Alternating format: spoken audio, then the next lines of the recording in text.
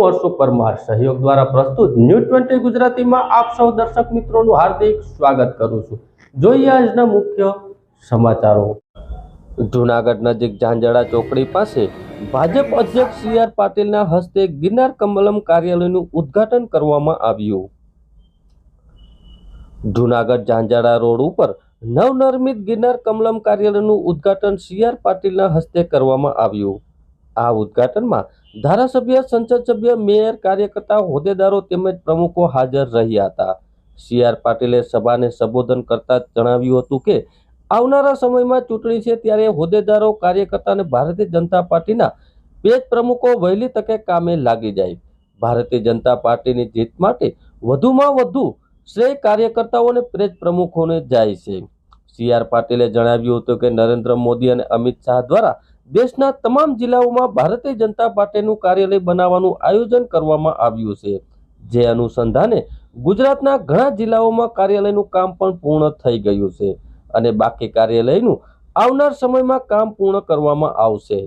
જૂનાગઢ ગિરનાર કમલમ કાર્યાલયનું ઉદ્ઘાટન કરવામાં આવ્યું છે, ત્યારે મતદાર અને બહેનોની સગવડતા માટે આ કાર્યક્રમનું નિર્માણ કરવામાં આવ્યું છે। આવનારા સમયમાં સમગ્ર ગુજરાતમાં ભારતીય જનતા પાર્ટીના કાર્યાલયો ધમધમતા થઈ જશે। કાર્યકર્તાઓ દ્વારા ભારતીય જનતા પાર્ટીના કાર્યાલયનું નિર્માણ એ જ ભારતીય જનતા પાર્ટીની તાકાત છે। ચૂંટણીનો સમય છે, ત્યારે ચૂંટણી પહેલા કાર્યાલય ધમધમતું થાય તે મારી ઈચ્છા હતી અને આ ઈચ્છા તમામ કાર્યકર્તાઓ, હોદ્દેદારોએ પૂર્ણ કરી છે। જૂનાગઢ લોકસભાના સીટના રાજેશભાઈ ચુડાસમા ઉમેદવાર છે, ત્યારે નરેન્દ્રભાઈ મોદી અને અમિત શાહે તેમની રિપીટ ફરી પસંદગી કરી છે। ભારતીય જનતા પાર્ટી 26 સીટ 5 લાખથી લીડથી જીતશે। આ જીતને પ્રમુખો પોતાની ટીમ બનાવી કામે લાગી જાય અને જંગી લીડથી આપણે આ સીટને જીતવાની છે તેવું આહવાન સી.આર. પાટીલ સાહેબ દ્વારા કરવામાં આવ્યું। આદરણીય ગૃહમંત્રી શ્રી અમિતભાઈ શાહ સાહેબ જ્યારે રાષ્ટ્રીય અધ્યક્ષ હતા ત્યારથી આખા દેશના તમામ જિલ્લાઓમાં કાર્યાલય બનાવવાનું એક આયોજન કરવામાં આવ્યું। ગુજરાતમાં પણ એના અનુસંધાને લગભગ દરેક જિલ્લામાં કેટલાક જિલ્લામાં કામ પૂરા થઈ ગયા છે, કેટલાક જિલ્લામાં હજુ પાઇપલાઇનમાં છે, બહુ ઓછા કાર્યાલયોનું કામ હવે બાકી છે અને આવનારા 6-8 મહિનામાં ગુજરાતમાં તમામ જિલ્લાના આ કમલમ કાર્યાલયનું કામ પૂર્ણ થઈ જશે। એ પૈકીનું આજે આ જૂનાગઢ શહેરનું ભારતીય જનતા પાર્ટીનું કમલમનું કાર્યાલય આજે એનું લોકાર્પણ કરેલું છે। કાર્યકર્તાઓ દ્વારા કાર્યકર્તાઓના સપોર્ટ સાથે જે આ કાર્યાલય બન્યું છે, કાર્યકર્તાઓ અને શહેરના જે ભાઈ બહેનો છે, મતદાતા ભાઈ બહેનો છે, એમના સગવડ માટે એમને સહજતાથી કાર્યાલયમાં સંપર્ક કરીને પોતાનું કામ કરી શકે તે માટે આ વ્યવસ્થા ઊભી કરવામાં આવી છે। એનાથી ભારતીય જનતા પાર્ટીનો કામનો વ્યાપ પણ વધશે, લોકોની પણ સરળતાથી વધશે એવો મને વિશ્વાસ છે।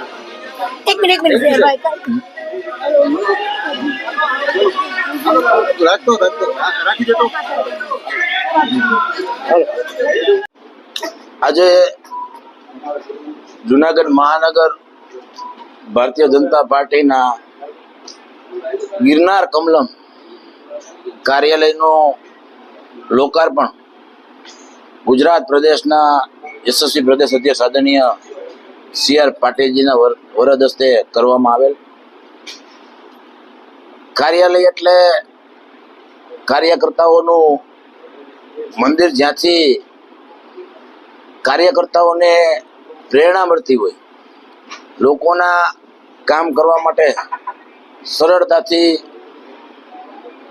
બધા મળી શકે એક એવું સ્થળ। આ જૂનાગઢ મહાનગરના કાર્યાલયનું ભૂમિપૂજન પણ પ્રદેશ અધ્યક્ષ આદરણીય સી.આર. પાટીલજી દ્વારા કરવામાં આવ્યું હતું, પરંતુ તે જગ્યા નાની પડતી હતી અને જે એમનો આકાર હતો એ આદરણીય પાટીલ સાહેબને ત્યારે એવું લાગતું હતું કે ભાઈ જો આપણને કંઈ વિશાળ જગ્યા બારોબાર મળી જતી હોય તો આપણે કરવું જોઈએ। એમનું જે સૂચન હતું એને સ્વીકારીને ભારતીય જનતા પાર્ટી જૂનાગઢ મહાનગર દ્વારા બીજી જગ્યા ગોતી અને ખૂબ ટૂંકા સમયમાં આ કાર્યાલયનું નિર્માણ કરેલ છે। હું ભારતીય જનતા પાર્ટી મહાનગરના પ્રમુખ તરીકે સર્વે કાર્યકર્તાઓ અને શુભચિંતકો શુભેચ્છકો ખૂબ ખૂબ હૃદયપૂર્વક આભાર માનું છું કે જેમની પ્રેરણાથી આ કાર્યાલય અમે નિર્માણ કરી શક્યા છીએ. વિશેષ પ્રદેશ અધ્યક્ષ પાટીલ સાહેબનો આભાર માનીએ છીએ કે એમને કાયમ માટે અમને મોટિવેશન કરી અને કાર્યાલય ક્યાં પહોંચ્યું એમ કરી અને ખૂબ ઝડપથી કાર્યાલય બનાવવા માટે એમને ખૂબ શીખવાડો છે. કાર્યાલયમાં 2 નાના કોન્ફરન્સ હોલ છે, ઉપર એક મોટો મીટિંગ માટેનો હોલ છે, દરેક મોરચા માટેની ચેમ્બર છે, પ્રમુખ માટેની ચેમ્બર છે, મહામંત્રીશ્રીઓ માટેની ચેમ્બર છે, ઉપપ્રમુખ મંત્રીઓ માટેની ચેમ્બર છે, કોષાધ્યક્ષ અને એ પણ ચેમ્બરો છે. પેન્ટ્રીની વ્યવસ્થા કરવામાં આવી છે. ખાસ લાઇબ્રેરી અને લાઇબ્રેરીની પણ વ્યવસ્થા આ કાર્યાલયમાં ઉપલબ્ધ છે. રાજકોટ લોકસભાના ભાજપના ઉમેદવાર પરસોત્તમ રૂપાલાએ ક્ષત્રિય સમાજ વિશે આપેલા નિવેદનથી સમગ્ર ક્ષત્રિય સમાજની લાગણી દુભાણી છે. ત્યારે જૂનાગઢમાં ક્ષત્રિય સમાજ દ્વારા કલેક્ટરને આવેદનપત્ર આપવામાં આવ્યું. રાજકોટ લોકસભાના ભાજપના ઉમેદવાર પરસોત્તમ રૂપાલાએ એક ભાષણમાં ક્ષત્રિય સમાજ વિરુદ્ધ નિવેદન આપ્યું હતું. આ નિવેદનમાં રાજા મહારાજાઓ અને ક્ષત્રિય સમાજ વિશે તથ્ય મૂલ્યો વિહીન હિન્દુત્વ વિરુદ્ધ અભદ્ર ટિપ્પણી કરી હતી. ક્ષત્રિય સમાજે રાષ્ટ્ર અને હિન્દુત્વની રક્ષા માટે જતન માટે ક્ષત્રિય સમાજે અસંખ્ય બલિદાનો આપ્યા છે. 562 રજવાડો સમર્પિત પણ કરેલા છે. આ સમગ્ર ક્ષત્રિય સમાજની લાગણી જ્યારે દુભાણી છે ત્યારે પરસોત્તમ રૂપાલાનું રાજકોટ લોકસભાનું ઉમેદવારી પત્ર રદ થાય એવી એની માંગણી અને લાગણી સાથે કલેક્ટરને ક્ષત્રિય સમાજે આવેદનપત્ર આપ્યું. રાજપૂત સમાજ વતી આજે કલેક્ટરશ્રીને આવેદનપત્ર દેવા માટે પ્રોટોકોલ મુજબ રાજપૂત સમાજના 5 થી 7 ભાઈઓ જુનાગઢમાં આવેલા અને જે રાજપૂત સમાજ વિશે અભદ્ર ટિપ્પણી પરસોત્તમભાઈ રૂપાલાએ જે કરેલી રાજકોટમાં, એના માટે પૂરા જ સમાજને રોષ છે. રાજપૂત સમાજની બધી જ સંસ્થાઓ આમાં હારે છે અને આજે એક આવેદનપત્ર જુનાગઢ રાજપૂત સમાજ વતી દેવામાં આવેલું છે. રાજકોટ લોકસભાના ભાજપના ઉમેદવાર પુરુષોત્તમ રૂપાલા ગોંડલ ખાતે તેમના કાર્યક્રમમાં દલિત સમાજની લાગણી દુભાય તેવા શબ્દો ઉતારેલા, જેના વિરુદ્ધમાં વંથલી પોલીસ સ્ટેશનમાં એટ્રોસિટી એક્ટ મુજબની ફરિયાદ દાખલ કરવામાં આવી.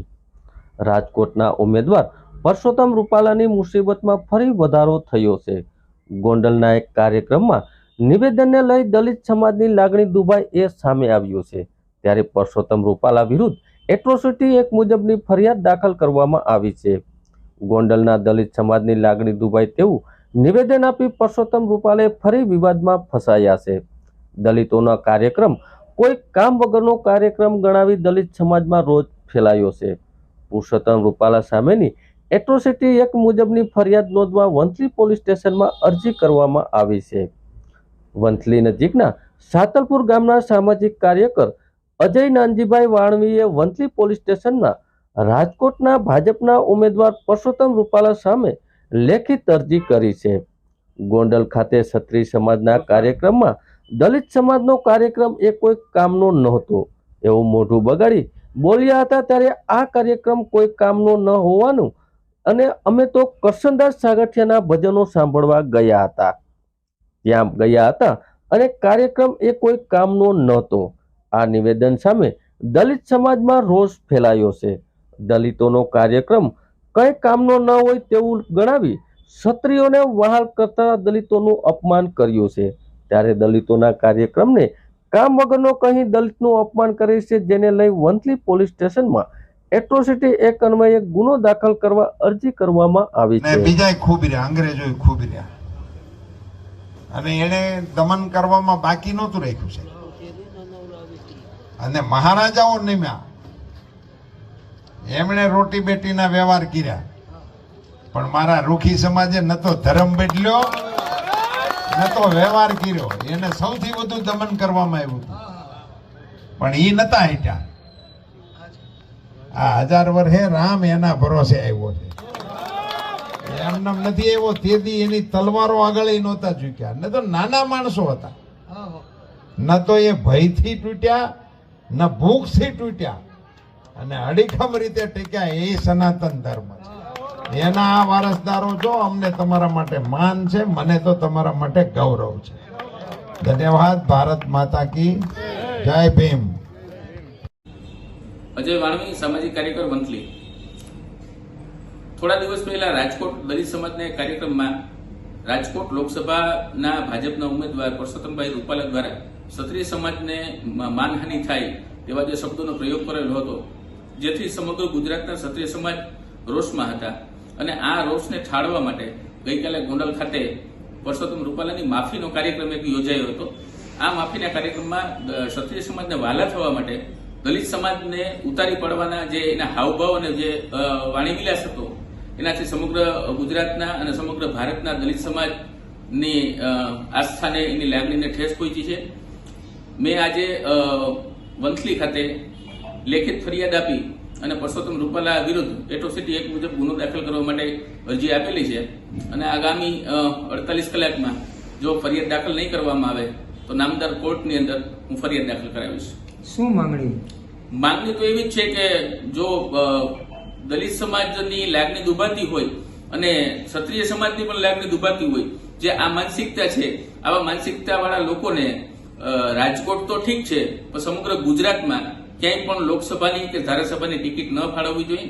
જુનાગઢ સિટી વિસ્તારમાં રાત્રિ દરમિયાન થયેલા મંદિર દુકાન ચોરીના કુલ 3 અનડિનેક ગુનાઓને ગણતરીની જ કલાકોમાં ભેદ ઉકેલી ચોરીમાં સંડોવાયેલા 3 ચોર ઈસમને પકડી પાડી ચોરીમાં ગયેલા રોકડા રૂપિયા તથા અન્ય મુદ્દામાલ સહિત કુલ 1,25,707 નો મુદ્દામાલ રિકવર કરતી જુનાગઢ ક્રાઇમ બ્રાન્ચ.